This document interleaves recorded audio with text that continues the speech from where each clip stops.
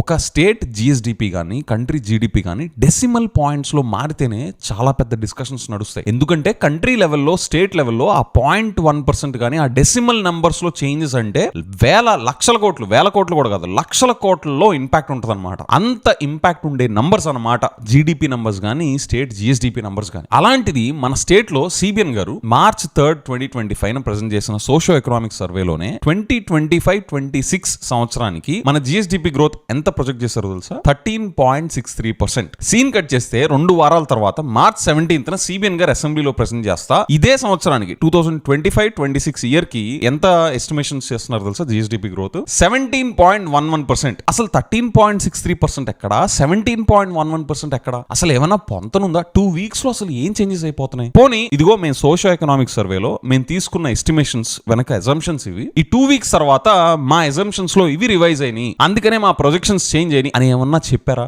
ఏమీ లేదు. జస్ట్ అప్పుడు ఒక నెంబర్ చూపిస్తారు, 2 వారాల తర్వాత సీన్ కట్ చేస్తే ఇక్కడ ఇంకో నెంబర్ ప్రెజెంట్ చేస్తారు.